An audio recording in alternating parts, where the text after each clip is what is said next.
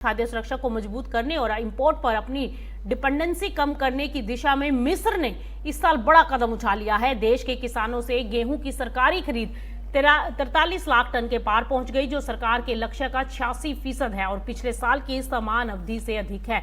मिस्र के सप्लाई मंत्रालय है, उसके अनुसार सरकार द्वारा समय पर घोषित आंकड़े और उसका खरीद मूल्य और बेहतर सरकारी व्यवस्था जो है उसके चलते किसानों को गेहूं उत्पादन बढ़ाने के लिए प्रोत्साहित किया गया है और इसका नतीजा ये हो रहा है कि किसानों ने गेहूं की खेती में रुचि दिखाई है और आपको बता दें कि सरकारी खरीद में भी बढ़ोतरी दर्ज की गई है। जानकारों के अनुसार नील डेल्टा और नए विकसित कृषि क्षेत्रों में किसानों ने गेहूं का रकबा बनाए रखा और या फिर यूं कहें कि उसमें बढ़ोतरी आई है। वहीं प्रमाणित बीज, आधुनिक सिंचाई प्रणाली, प्रिसीजन फार्मिंग और कृषि मशीनीकरण के बढ़ते उपयोग से उत्पादकता में लगातार सुधार देखने को मिल रहा है।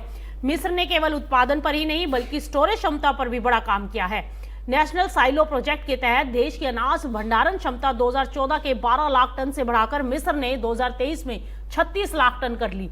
इससे कीचो और नमी के कारण होने वाली फसल नुकसान में जो है वो कमी देखने को मिली।